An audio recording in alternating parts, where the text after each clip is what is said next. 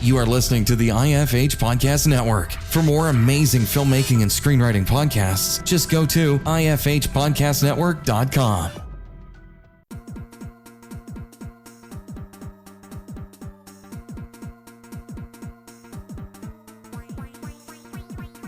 Hey, and welcome to episode 365 of the show. This week we have Clint Till, whose film Missed Responsibility is playing at the South Georgia Film Festival, which is taking place March 4th through the 6th. Clint talks about the Memphis film industry, lessons he learned on the set of Missed Responsibility, how he got his start in the industry, and much more. Enjoy the episode, and I'll see you in the intermission.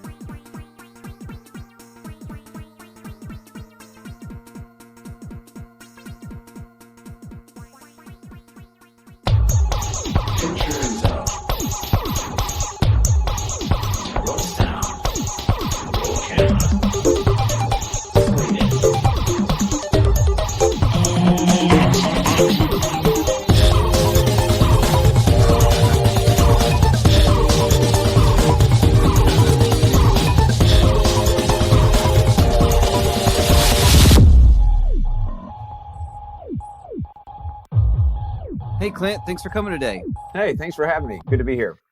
How you doing today? I am doing great. Just kind of gearing up in pre-production right now on a new short film and trying to get my previous short film, Missed Responsibility, out there in front of as many people as I can. Yeah. So you're in the Memphis area, so I really want to know more about that area, the film industry in maybe Tennessee as a whole, but specifically Memphis. Like, what's the pulse there? Well, I can really speak more to Memphis than in other places like Nashville. I was actually in Nashville last October for the Nashville Film Festival, and that was just fantastic to actually get out to an in-person festival, after COVID, and actually get in front of people and meet people and see live screenings, and it was great. Memphis is a really close-knit film community. I think you have pockets of people all over the city that have their core group of people that they like to work with, that are out there making things on a constant basis. There are some really active Memphis filmmaker Facebook groups where people can kind of hang out and post casting calls, crew notices, kind of showcase their work, and everybody seems to be real supportive of everyone else. And if I haven't worked with someone here in Memphis, more than likely I've at least heard of them, or maybe you've seen some of their work. Of course, Memphis is home to the Indie Memphis Film Festival every November, which has been going on for 20 plus years. So I think it's a real vibrant community, and I think there's always some areas that everyone can improve. I think training is one of those things. Training, people in different types of crew positions so that they can be better prepared for maybe when outside projects come into Memphis, where hopefully some of these outside crews will be more willing to hire local. So, but it's a real vibrant community, I think. Yeah, that's been an area of focus here in Atlanta. Just making sure, because so many people, so many productions, come into town, and just having enough people. We want lots and lots of local people on these productions, cast, crew, whatever. So just having that foundation of just keep training, keep moving forward, get the next generation in there, and et cetera, and keep the ball rolling. That's definitely been an area of focus the past few years here too. Yeah, it's very important. Oh, for sure. Yeah. And speaking of 20 years, you've been working in the industry, it says, for 20 years. Is that all in Memphis? No, I'm actually from Birmingham, Alabama originally. And, okay. Was working as a production assistant when I was 16, kind of got thrown in and was able to get on board with some commercial shoots there in Birmingham when I was still in high school to kind of get exposed to the industry. And one of my very first jobs on one of my first days was to rake hay out of a barn to set up for a shot, in the middle of June in an Alabama summer. Oh, man. And then they said, okay, once you're finished with raking all the hay out of this barn so we can dress the set, I need you to go out into the back. We have this beat up, old sports car that we need to wheel in here. But see all this tape, this duct tape or whatever that's stuck to the headlights? Yeah, take this X-Acto knife and just scrape all of this off. So those were my first 2 jobs on set when I was a kid. And surprisingly, I came back, and kept working. I think definitely, it's definitely not as glamorous as your Blu-ray featurette behind the scenes would have you believe. But I love it. It's rewarding work. Now, my day job, I'm in video production, so I'm a shooter and editor. And then I try and produce, write, and direct these short films on the side when I can. So I actually have, kind of a day-to-day office job in production work. So I'm not out there. I'm not doing any freelancing anymore. Oh, okay. Well, I mean, at least it feels like your life is centered around making content, whether it's for clients or whatever.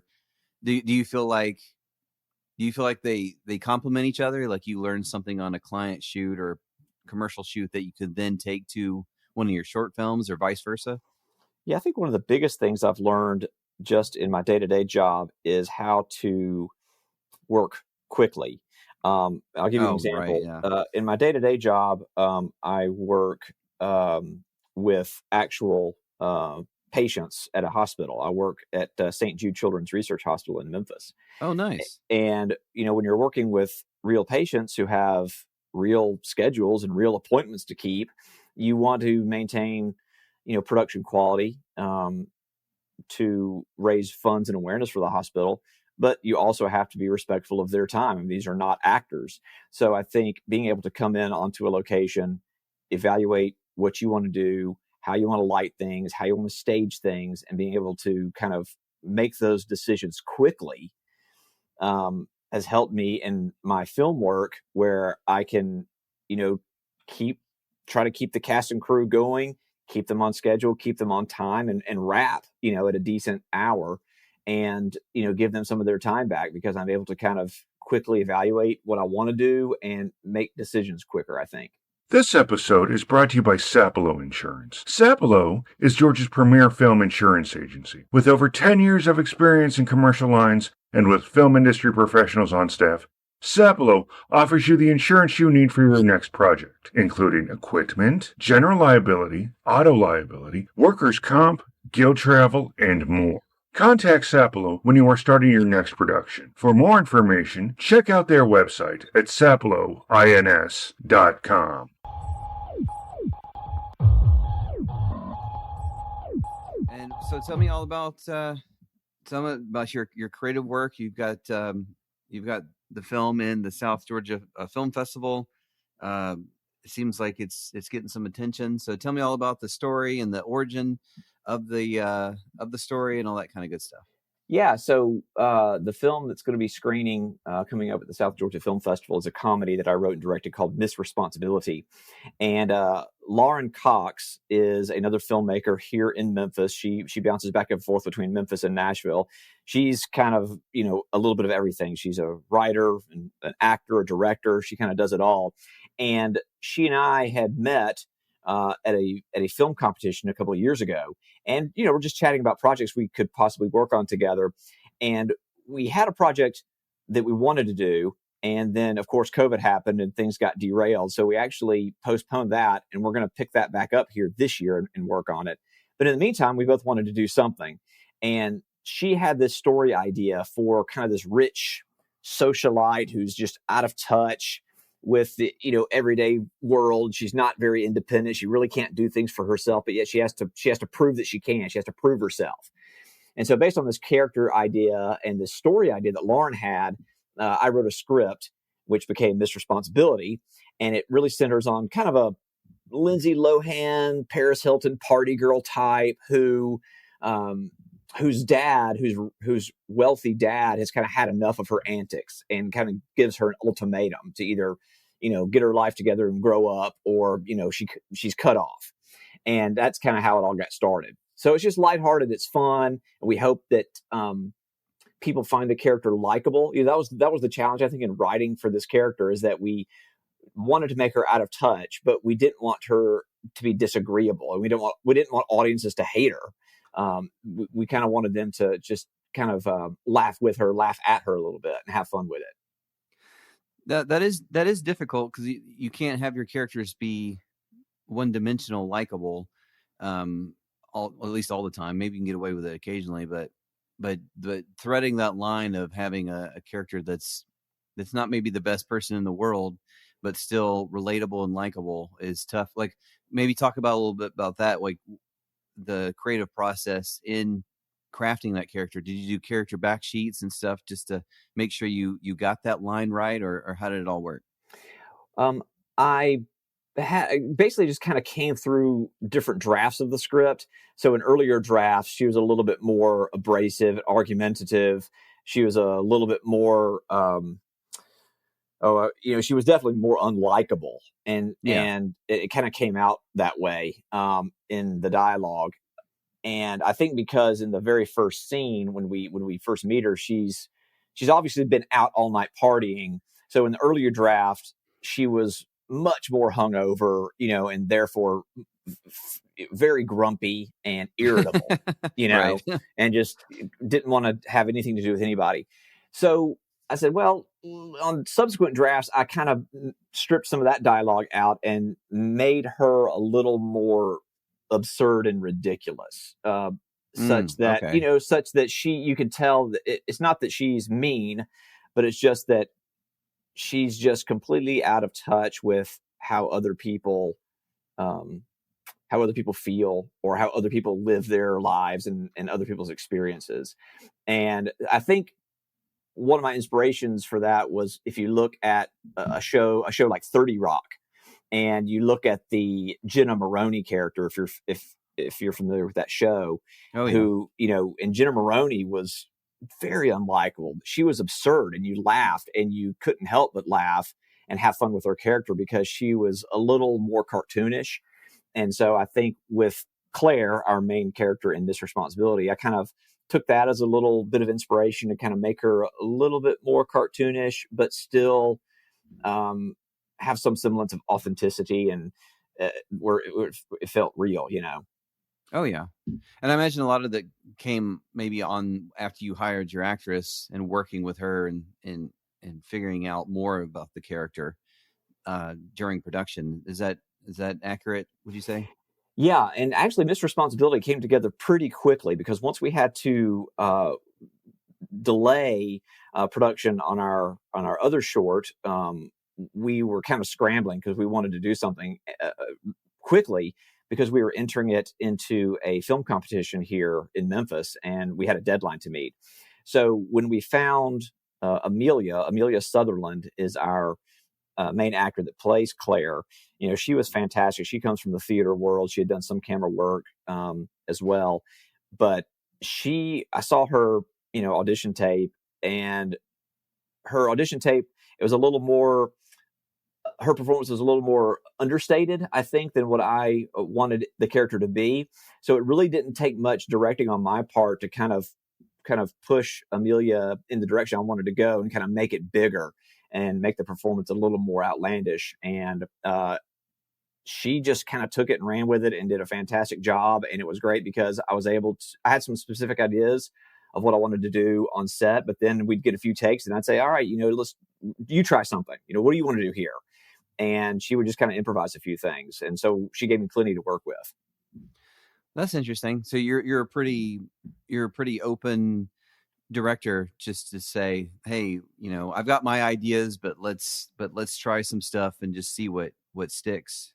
Oh, yeah, absolutely. I mean, I'm all about collaboration. I think in my opinion, if you want to work on your own creatively, then you probably should be an artist or an author, But if you choose to be a filmmaker, you have to be collaborative, and you have to surround yourself with people that know a little bit more than you do and can offer up their own ideas. And that was the thing too with Miss Responsibility, is that I approached the shoot a little bit differently than I normally do. Normally, I'm very detailed about my shot list and how I'm planning everything out and my schedule, and so I come in prepared.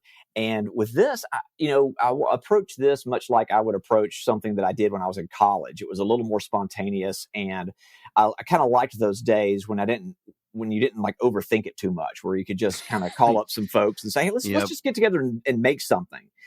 So I brought that. I wanted to kind of get back to that. And I wanted to come on set with Mr. Responsibility with kind of an idea of how I wanted to shoot it, but, have my DP chime in and say, why don't we do this? Or why don't we put the camera here? Or why don't we shoot it this way? Or have Amelia suggest something, or have anybody suggest something. So once I get my ideas out there and get my ideas in the can, I'm open to trying a bunch of different stuff and see what works. Hey, and welcome to the intermission. This is Chuck just breaking in with some quick announcements. The Atlanta Jewish Film Festival kicks off today. This episode goes up February 16th, runs through the 27th of February. And again, it's all virtual this year. So while it's a bummer, can't go hang out with people and go see films in person, this also means that you can see all the films from the comfort of your own home. So that is exciting. And we'll also have more coverage of more films at the festival coming soon. And as mentioned, the South Georgia Film Festival will be in person in Valdosta at the Valdosta State University, March 4th through the 6th. We will be there doing interviews, hanging out, having fun. So if you feel safe, come on out, see some movies, go to some panels. They've got some exciting panels, including a Film Impact Georgia panel. Should be great. And of course, head over to patreon.com/AFC Indie Film, where you can get Clint's exclusive content. He's been in the business for 20 years, so he's got some advice for people who are looking to break in, maybe some early lessons he learned as a youngster and lessons learned now. Again, that's patreon.com/AFC Indie Film. You can get it for as low as $1 a month. There's other options, including a shout out on the show. Thanks to Kid Merritt for getting that one. But if you're not over there, over at Patreon, you're missing literally hours of content from all these great guests giving advice. If you're looking to make films, they have it. They know what they're doing, and they're going to tell you how to do it. Real quick before we get back to the show, I want to tell you about our friends over at Element Certified Public Accountants and Consultants. If you need help with money, it's tax season, you know you do. You're running a production company, you're on set, you're doing both, you're very busy. You don't have time to do your taxes and figure out production accounting and figure out tax credits and all this kind of stuff. What you need is someone over at Element to help you out. ElementCPAS.com. And speaking of people over at Element, they need people. Element and its sister company, Storyboard Financial Services, are hiring production accountants. They are looking for entry-level clerks and production accountants, assistants, and keys. Full-time positions include health benefits, retirement benefits, and immediate room for growth. If you're interested, please contact Element by visiting them at elementcpas.com, which, again, is also where you should go if you need money help. Life is complicated. Make it less complicated by going to Element, either to get your taxes done or maybe some production accounting done or to go work for them. Either way, elementcpas.com. And thanks again to them for sponsoring the show. All right, I'm going to get you back to the interview with Clint. Really like the point he makes about reaching out to people in case you need help deciding which festivals to go to, send your film to. That's a really good point. And sometimes it can seem scary to reach out to people like that, but I've found just doing the show, most people are receptive if you get them to them personally. If you go through their people, sometimes more often than not, it doesn't end too well. But if you get to people themselves, most people are willing to help. It's a very small industry. Everybody knows each other. We're all in this together. All right, back to the show. See you next week. Yeah, my friends and I that started around the same time trying to break in and make stuff, we talk, this is 15 years ago. We talk about it all the time. Like we just miss, I think I've even mentioned it on the show. We miss just running around the woods. And I mean that literally, making movies. We would do like the 48-hour film festival contest, whatever, and we would just go out in the woods and make some silly stuff. And yeah, maybe it wasn't the best, but it was way more freeing. Where, like you said, you could literally like call someone like, "Hey, come meet us at this place," and then you just do stuff. And there's so much planning and foresight now. Like it just, maybe a tiny bit of the magic is gone. That I don't know if you can ever get it back. But it's definitely a great time. So anybody that's listening to the show, maybe you're in that stage right now, just enjoy it. Enjoy it while it lasts. There's definitely, it's great when you are in high school and college and you're making your own films and you can be spontaneous. You can just walk in with a couple of friends and a camera into a local shop and say, hey man, we're making this movie. Can we, use the corner of your store for a little bit? And most of the time, at least in my experience, people wanted to help out students, and they would say, yeah, that's great. And so now at my age, when I walk in, people look at me a little bit more suspiciously, and they want to know a little bit more, like, okay, who are you? Do you have insurance? What is this? Let me, and yeah, you're right. So you kind of lose some of that as you get older. So yeah, if you're young and you're just making stuff, definitely don't waste that time and opportunity. So let's talk about a little bit about you've wrapped Miss Responsibility and it's ready to go out there. What was your attack plan to get it out to the world? Did you come up with a list of festivals or did you have some very specific ones you wanted to make sure you got it into? Like, talk a little bit about that. Yeah, I definitely zeroed in on some niche comedy festivals. There are so many festivals that are out there that are genre specific. And so the comedy stuff is definitely on my radar.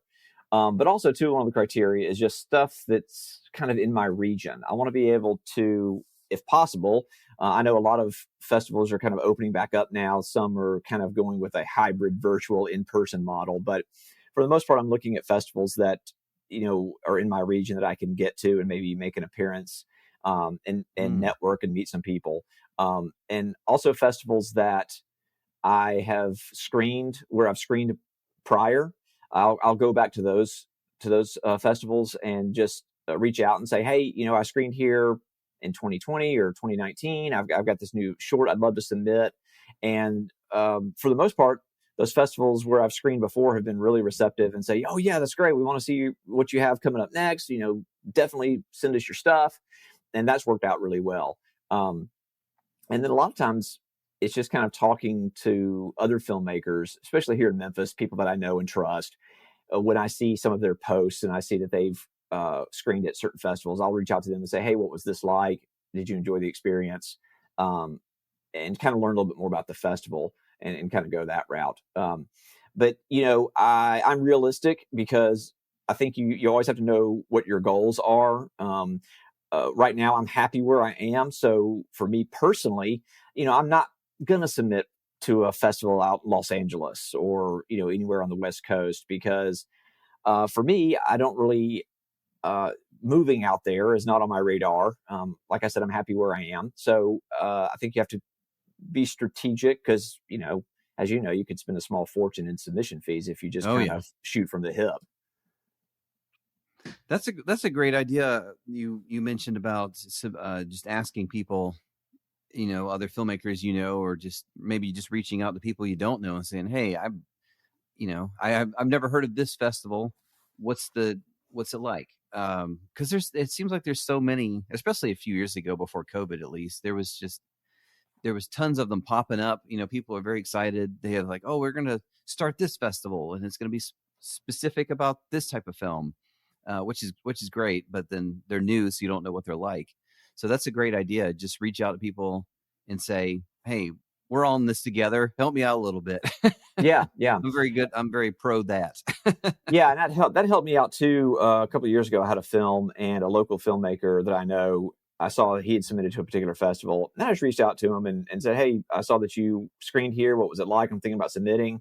And, he just told me, honestly, it was a good experience. It was a smaller festival and it was his reaction was kind of like you could take it or leave it kind of a festival. So that was huge advice for me.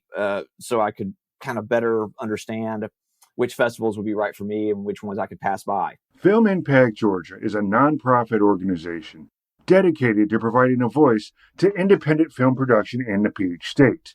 Their focus includes short film grants, development labs, community boosting events, and support services from vendors and mentors. Georgia has diverse and engaging storytellers, and FIG is determined to help break down the barriers to creation in our state.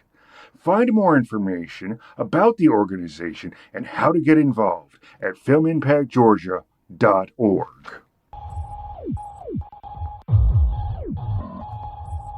Talk about a little bit about production and anything that you learned along the way? Maybe, I mean, you've made so much stuff over the years, but something specific to this film that maybe surprised you, that on the day you thought, oh, I've never thought to do it like a shot like this, or, you know, something like that. That it was either maybe a positive experience or maybe something to never do again.